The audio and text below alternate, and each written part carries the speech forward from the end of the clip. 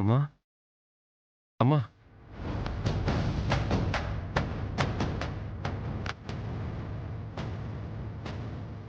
ఏంటమ్మా? ఏం లేదు నాన్న. నీతో కొంచెం మాట్లాడాలి. దేని గురించి? మొన్న మేము స్వామీజీ దగ్గరికి వెళ్ళినప్పుడు స్వామీజీ మాతో ఒక మాట చెప్పారు విహారీ. అది గుర్తొచ్చినప్పుడల్లా స్వామీజీ ఆ మాట ఎందుకన్నారా అని మా మనసు ఒకటే తొలిచేస్తుంది. ఏ విషయం అమ్మా? జాతకం ప్రకారం ఇప్పటికే నీ జీవితంలో పెళ్లి ఘడియలు దాటిపోయాయి అంటున్నారు.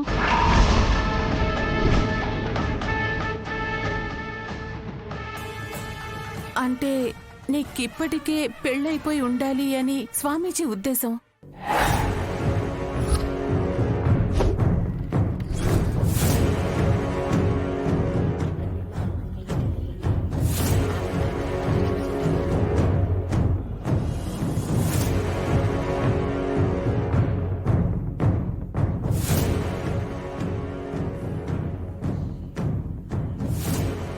ఒకప్పుడు మీ నాన్నగారికి ప్రమాదం ఉందని హెచ్చరించింది ఆయనే. కానీ మీ నాన్నగారు ఆయన మాట పెడచెవిన పెట్టారు. తర్వాత నిజంగానే స్వామీజీ చెప్పినట్టుగానే మీ నాన్నగారు మనకి కాకుండా పోయారు. ఒకసారి మన కంపెనీలో నష్టాలొస్తాయని చెప్పారు. ఆయన చెప్పినట్టే నష్టాలొచ్చాయి. నీ తాతయ్య గారికి ఒకసారి ప్రాణం మీదకొస్తుందని జోష్యం చెప్పారు.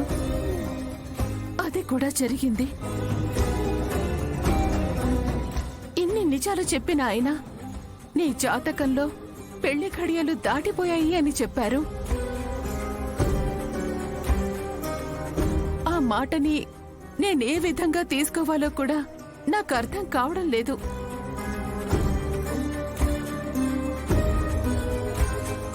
నాన్నా, నేనొక్క మాట అడగనా?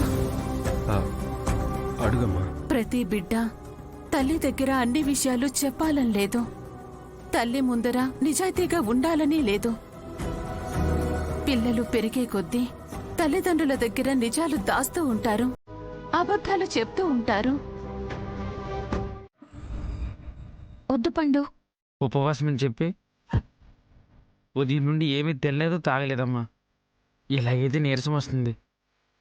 విహారీ గారు నిండు నూరేళ్లు చల్లగా ఉండాలంటే నేను ఈ పూజ చేస్తూ పస్తులుండాలి. తప్పదు పండు. పూజ చేయి, బాగుందమ్మా. కానీ పస్తులు ఎందుకు ఉండటం? స్వామీజీ గారు చెప్పిన ప్రకారం రోజంతా నేను ఉపవాసం ఉండాలి. అలాగే విహారీ గారు తిన్న ప్లేట్లో నేను అన్నం తినాలి.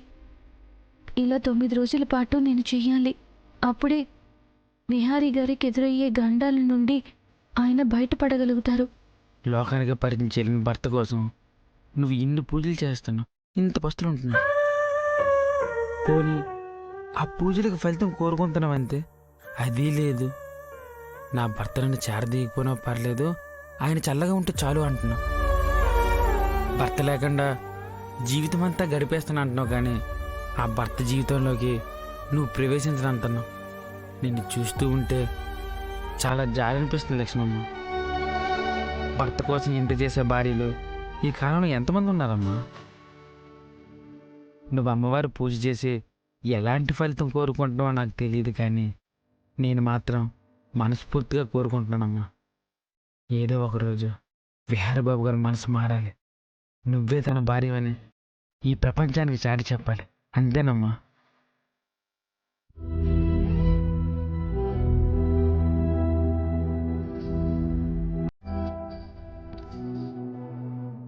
నా బంగారు తల్లి, ఈ పెళ్లి బట్టల్లో నిజంగా లక్ష్మీదేవిలా ఉంది. అమ్మా లక్ష్మి, రోజు నువ్వు ఇంట్లో అటు ఇటు తిరుగుతూ ఉంటే నా గుండె మీద నడిచినట్టు నేను పులకరించిపోయేవాడిని. ఇప్పుడు నీ పాదం అలికి నాకు వినిపించడం లేదు. నా గుండె శబ్దం నాకు ఉన్నట్టు అనిపించడం లేదు. ఏదో బ్రతుకుతున్నానంతే. నువ్వు లేని ఇల్లు బోసిపోయిందిరా. ఆ బ్రతుకు ఆగిపోయినట్టు అనిపిస్తుంది. ఏమిటో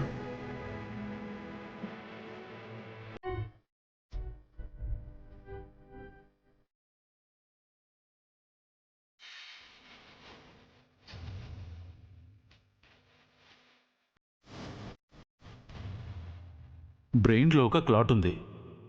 మీకు అర్థమయ్యే భాషలో చెప్పాలంటే ఒక చిన్న గడ్డ లాంటిది ఉంది.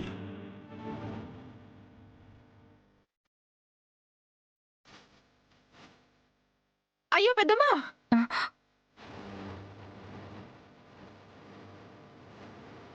అంతగా ఏం ఆలోచిస్తున్నావు పెద్దమ్మా? ఇంకేముంటుంది రాజీ, ఆయనకి డాక్టర్ ఆపరేషన్ చేయించాలన్నారు కదా. సమయం చూస్తే చాలా తక్కువగా ఉంది. డబ్బు చూస్తే ఇంకా సర్దుబాటు అవ్వలేదు. ఏం చెయ్యాలో నాకు అర్థం కావడం లేదే.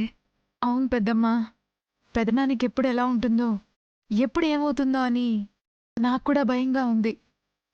నువ్వు అల్లుడు మళ్ళీ ఇక్కడికి ఎప్పుడు వస్తారో, మిమ్మల్ని ఎప్పుడు కళ్ళారా చూసుకుంటానో నాకేమీ అర్థం కావట్లేదు.